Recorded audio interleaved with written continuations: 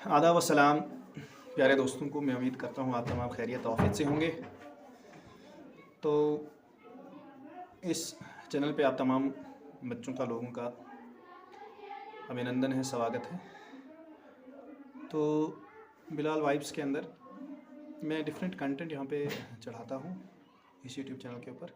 लेकिन ख़ास करके जब मैंने ये चैनल बनाया था तो इसका मकसद यही था कि जो लोग IBS जैसी समस्या से जूझ रहे हैं उनकी थोड़ी मदद की जाए, ताकि वो जो है इस गंभीर समस्या से किसी ना किसी तरीके से बाहर आ सकें। तो मकसद मेरा इतना ही था।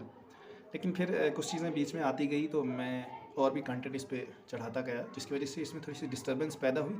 फिर मैंने बहुत सारा कंटेंट जो इस पर डिलीट भी किया था IBS के रिलेटेड।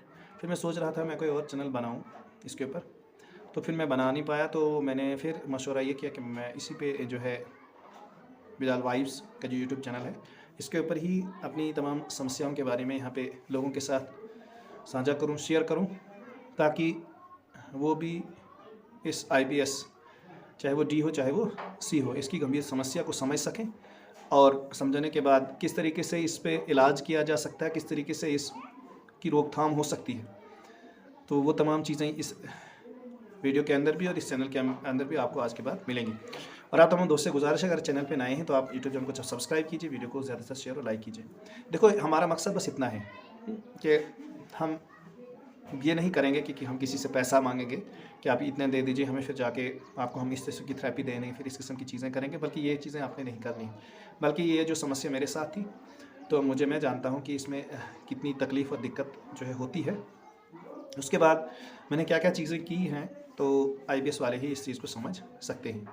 तो इस वक्त जूझ जो रहे हैं, बल्कि कम से कम 5-6% के लोग दुनिया के अंदर इस वाली समस्या से जूझ रहे हैं आज। क्योंकि आज दौर के अंदर अगर कंपटीशन का आप देखोगे तो फ्रस्ट्रेशन बहुत ज़्यादा है, कंपटीशन बहुत ज़्यादा है, तो बहुत ज़्यादा स्ट्रेस लेते हैं लोग, और स्ट्रेस की वजह से ही इस दिक्कत का जो है वो समस्या जो है इसी दिक्कत से होती है, जैसे स्ट्रेस, एंजाइटी है, डिप्रेशन है।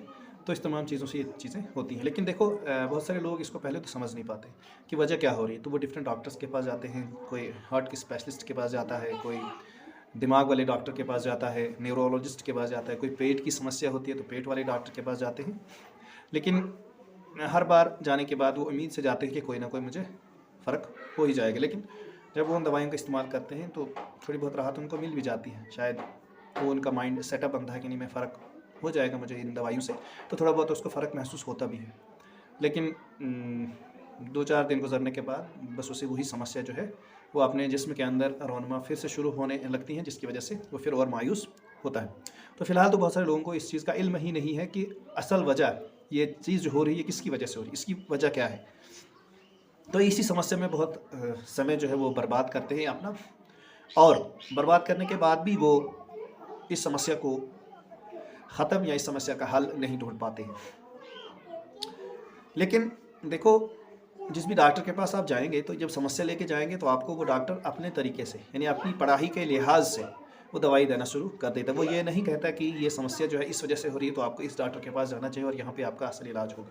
कोई भी डॉक्टर ऐसा नहीं कहता है। लेकिन ये कौन कहेगा आपको, जो इस समस्या से जूझ रहा है या जो समस्या से जूझा हुआ है, जो इस समस्या में रहकर जिसने तजर्बा किया है, वो ज़्यादातर इसके बारे में समझ सकता है कि ये असल में वजह क्या है और इसको किस तरीके से हम ठीक कर सकते हैं। देखो, दवाइयों से भी इसमें कम से कम 50% का ट्रीटमेंट होता है, लेकिन अपनी ज़िंदगी में भी और भी चीज़ें आपको कुछ करने की ज़रूरत है, जिसकी वजह से आप जल्दी से राहत हासिल। हाँ, दवाइयों से भी अगर, लेकिन लंबे समय के लिए दवाइयाँ खानी पड़ेंगी, फिर 1-1.5 साल के लिए दवाइयाँ आपको खानी पड़ेंगी, फिर जाके आपको इससे बिल्कुल छुटकारा मिल जाएगा, ऐसी बात नहीं है।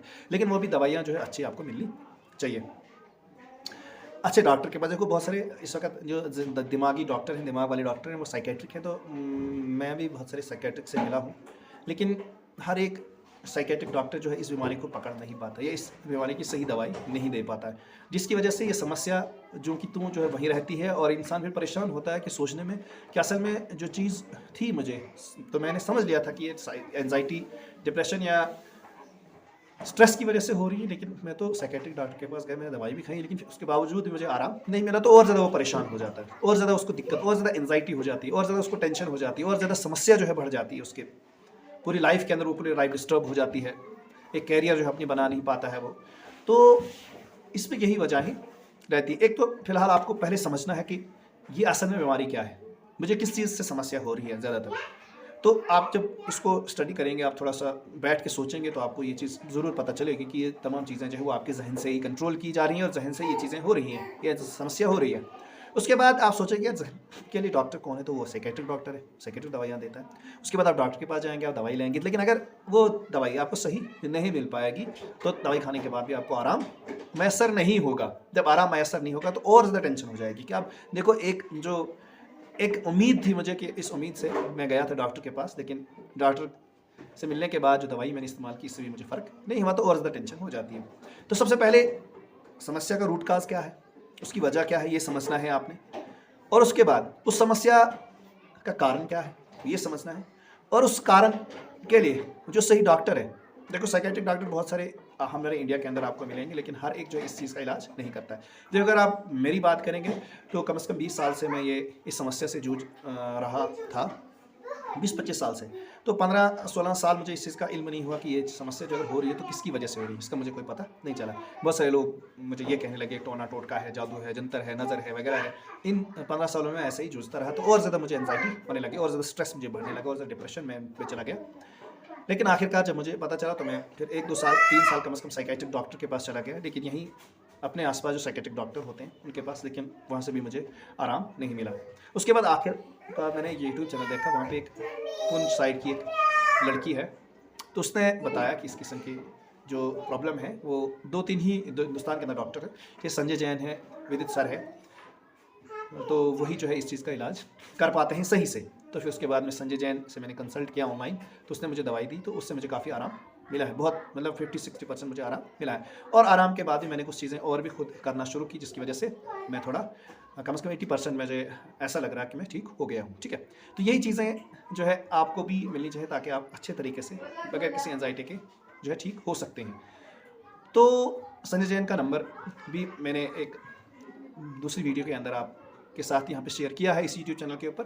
तो और भी चीज़ें अगर आपने समझनी है, जाननी है, तो मेरा व्हाट्सअप नंबर है, उस पर आप जो है वो मुझे कॉल कर सकते हैं। व्हाट्सअप नंबर है 6006564991। डिस्क्रिप्शन में भी मैं अपना नंबर दे दूंगा, तो आप मुझसे बात कर सकते हैं, मुझसे रब्ता कर सकते हैं, और मैं आपको सही सजेशन दूँगा, बगैर पैसों के फ्री में सजेशन मिलेगी आपको। यहाँ पे कोई पैसा खर्चने की ज़रूरत नहीं होगी। आमतौर पर जो है वो फ्री कॉल होती है, तो फ्री कॉल के ज़रिए से आप मुझसे रब्ता कर सकते हैं, और मैं आपको सही सजेशन दूंगा, सही गाइडेंस दूंगा, किस तरीके से आप ठीक हो सकते हैं और क्या क्या चीज़ें आप कर सकते हैं। और बिल्कुल आसान तरीका है, 1.5-2 महीने के अंदर आप बिल्कुल सेहतियाब महसूस करेंगे।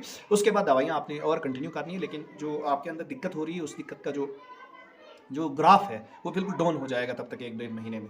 और 1-1.5 महीने के बाद आप बिल्कुल ये सोचेंगे कि हम क्या करेंगे, हम भी यूट्यूब चैनल बनाएंगे, हम भी दूसरे उनके साथ अपनी जो समस्याएं थी वो शेयर करेंगे और दूसरों की मदद करेंगे। तो ये चीज़ें आपके जहन में आनी शुरू हो जाएंगी, क्योंकि जब आप इस समस्या से जूझ रहे थे तो आपको खुद पता है कि क्या फीलिंग आपको हो रही थी। और जब आप इससे ठीक होंगे तो आप दिल के अंदर आपको ये चाह होगी, ये ख्वाहिश होगी कि हम भी जिस किस्म की एक अभियान चलाएंगे, जो भी इस चीज़ से जूझ रहे हैं, ताकि उनको समस्या ना हो, ताकि उनको पता चले कि उसकी वजह क्या है। देखो, ये एंजाइटी डिप्रेशन की वजह से होती है। एंजाइटी मतलब उसकी फीलिंग जो है थोड़ी बहुत वो ख़राब हो जाती है, वो सैड हो जाता है इसकी वजह से। उसके बाद पेट में दिक्कत होती है, मरोड़े, उसके बाद खाने के बाद उसको वॉशरूम जाना पड़ता है। किसी को कब्ज़ी होती रहती है, वॉशरूम 5-6 दिन आता ही नहीं है, पेट की समस्या होती है। उसके बाद वो म्यादा जो है वो वहाँ पे एसिड ज़्यादा प्रोड्यूस होता है, इसके बाद जलन पैदा होती है। उसके बाद नींद की समस्या बहुत ज़्यादा होती है। उसके बाद हमेशा तौर पर थाट्स जो ख्याल चलते रहते हैं दिमाग के अंदर, ठीक है। तो ये चीज़ सर दर्द हो जाती है, कभी कभी पूरे हिम्मत नहीं होती है, किसी भी काम को करने की ख्वाहिश नहीं होती है, विल पावर खत्म हो गई होती है इस वजह से। तो ये चीज़ें समस्याएं होती हैं, ये समस्याएं। उसके बाद देखो, अगर ये समस्या है, लेकिन अगर पेट की भी दिक्कत है, तो ये समस्या तो फिर IBS-C और IBS-D ही हो सकती है। लेकिन अगर पेट की दिक्कत नहीं है, सिर्फ बाकी चीज़ें, नींद में कमी है, चिड़चिड़ापन रहता है, उसके बाद ख्यालात बहुत सारे आते हैं अपने जहन के अंदर, ओवरथिंक करते हैं बहुत ज़्यादा, तो हो सकता है आपको एंजाइटी डिप्रेशन ही हो, बल्कि IBS वगैरह की समस्या ना हो। तो डिप्रेशन और एंजाइटी का भी वही इलाज है, और IBS-C और IBS-D का समस्या तो वो भी वही इलाज से ठीक होती है। तो फिर मिलते हैं फिर अलग से वीडियो के अंदर, अलग से अपने ख्यालात के साथ। तो बस आपसे फिर से एक बार गुजारिश है कि आप यूट्यूब चैनल पर अगर नए हैं तो सब्सक्राइब कीजिए, वीडियो को ज़्यादा शेयर कीजिए, लाइक कीजिए। Thank you.